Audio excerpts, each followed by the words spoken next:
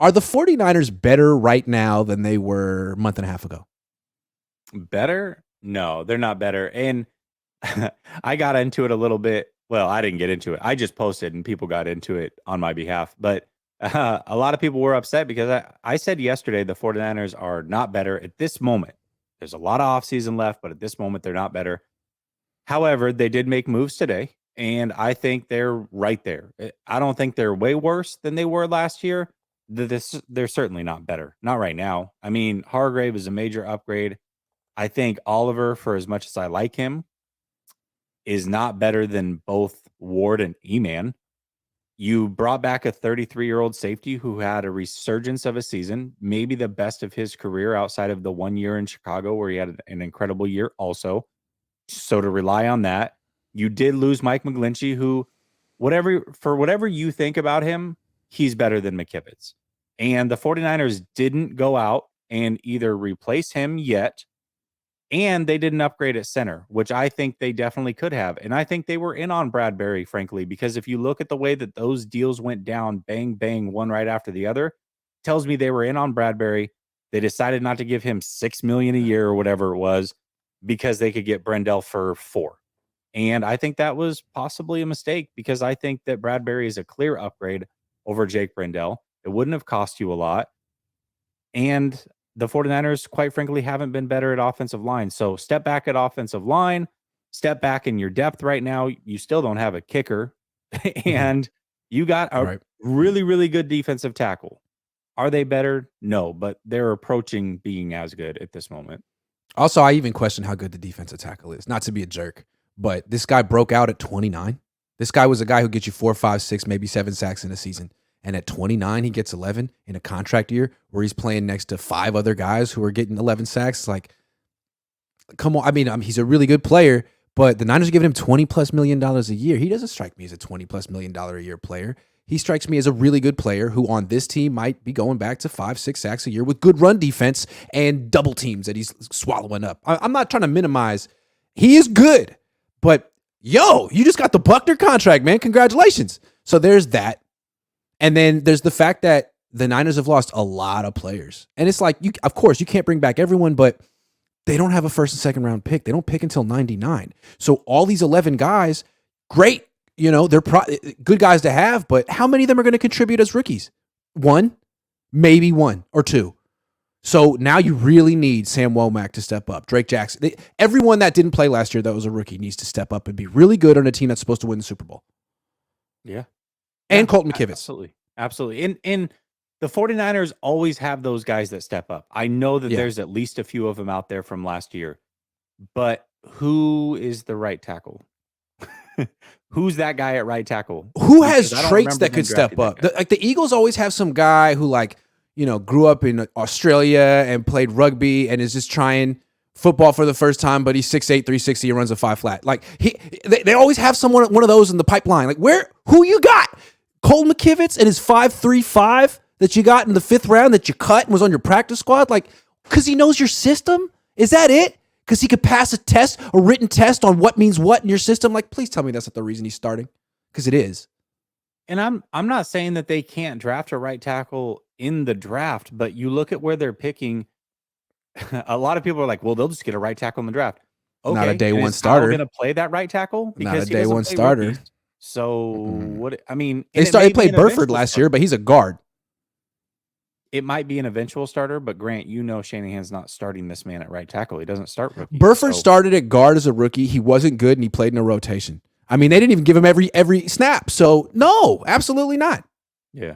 And not on a team that's supposed to win the Super Bowl. Trent Williams is 35. They just signed Javon Hargrave. They got 2 30-year-old D tackles making $20+ million. This team is not built for the future. It's for right now. And that's what kills me. How do you leave your team incomplete? You're so invested in right now, and you got Colton McKivitz, and you're supposed to tell everyone, oh, he's good, we like him. And they'll be like, well, we were right about Jake Brendel. Yeah, but in retrospect, look at Jake Brendel, man. He's a legit athlete. He's fast. He's mobile. I mean, he's fluid. He's got agility. He just needed an opportunity. Colton McKivitz isn't any of those things. He's just a try-hard, gritty guy who knows your system. Sorry. He started 5 games. I I mean, Brendell's cool, but he's not like an elite center. I think a lot of people are all of a sudden selling No, him he's like not an he's elite an center, but he elite does have center. nice athletic traits. Yeah, I agree with Surprisingly, that. I agree McKivitz with that. doesn't. The dude almost ran a 5'4" at like 300 and something pounds, like not even 310. Yeah, I'm sorry. I'm yeah. sorry. And guys like Gary, Brunskill's better than him. Hot take. yeah, I agree with that. I agree with that. Yeah, I would have rather had Brunskill play right tackle. I do agree with that. Yeah, The Eagles have. I keep mentioning the Eagles, and it's like a drinking game on this show. Like anytime Grant mentions the Eagles, I don't know. I like what Howie Roseman does, and he's one of the best at drafting and developing offensive linemen. They don't have one player on their offensive line that's Colton McKivitz-esque level. Are you kidding? They would never do that. And the teams like them and the Chiefs, they were strong at every single position in the trenches, both sides of the ball. Niners, who's your second D end? Who's your right tackle? That's two really important positions. yeah. Who's your kicker? I don't know. I don't know about that yet. We'll see about that. But I mean, okay, let's look at the offensive line and try to be objective here. Burford could certainly take a step forward. He should improve. He should improve. So you're going to get improvement there. Maybe Brendell even takes a slight steps forward there. Okay. I think Brendel's an above average center. Or he was last year. He played all 17 games. That's fair. That's Yeah. fair. Yeah. Yeah. So maybe he takes a slight step forward. Yeah. Hell, maybe Banks can do the same. I mean, why not? Yeah, why not? So There's potential. Maybe the There's offensive potential. line can be better and the right tackle's worse, and the offensive line could still be as good or better. But I think the offensive line needed to be drastically better. Is that fair? I mean, at least at one position, not like incrementally better. I wanted them to be drastically better somewhere. I thought they could do that at center. They chose not to go that route. Now, I mean, really, real quick, in retrospect, this is a position they should have drafted. They should have addressed last year. You knew you weren't bringing Mike McGlinchey back. You knew. You didn't extend his contract. You let the 5th-year thing. What was the plan, McKivitz?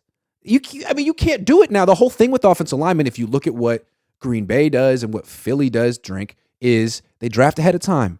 It's a hard transition from college to the NFL. When you're on third down, all those games and blitzes and stuff, it's way more exotic than it is in college. Plus, that 30-year-old Javon Hargrave is really freaking strong, and you're 22. It's tough. It's a tough transition. So give him a year. That's what they did with Banks last year. Yeah. They spent a second-round pick last year on replacing Kelsey, who's back this year again, but they already have the center of the future in Philadelphia. Like, they're prepared. They're ready to roll. The Niners could have had Cam Jurgens, but they took Drake Jackson. And it's like, I get it, but Drake Jackson's a part-time 1-down, 2-down player. Cam Jurgens is going to be a 3-down starter for the Eagles. You got to think this way. Yeah. John, Kyle, they're so D-line oriented. But the thing about the D-line is you can get part-time players, run defenders, pass rushers. No one has to be a 3-down player on your D-line if you don't have those guys. Every single one of those 5 offensive linemen have to play every single down. And they got to be good in the run game and the pass game. Like, those guys are so hard to find. Find them. Yeah. Yeah. Find them. Don't just be like, oh, we like Colton. Come on. And we'll see. We'll see who hits this offseason from the season prior.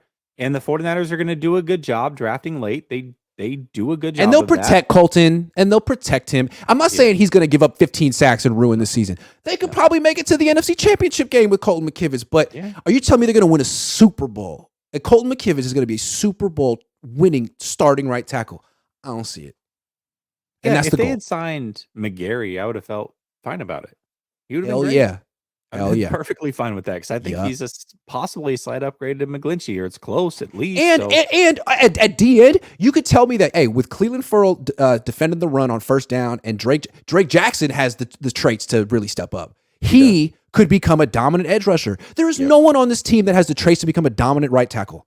That's my thing. Like, and it's really hard for the Niners to get that guy in the draft. It's like, that's the one position. Brendel's fine. I can't say that McKivitz is that. So I'd love to see John Lynch and Kyle Shanahan pull a rabbit out of their hats on this one. They got to. I think might be the best right tackle on the team? Spencer Burford? Jalen Moore? Spencer Burford? Well, you're going to move his position after 1 year. It seems like you want to get a guy grooved into one spot, right? I mean, maybe. We'll see. I don't know. I'm not saying Maybe that they're that's going to move him there, but he's a better athlete than McKivitz, right? Right. And then you get Poe. I mean, Poe's maybe Poe, maybe Jalen Moore, who they drafted to be a guard, actually plays guard instead of tackle and looks decent. I don't know. We'll see. We'll see what they do.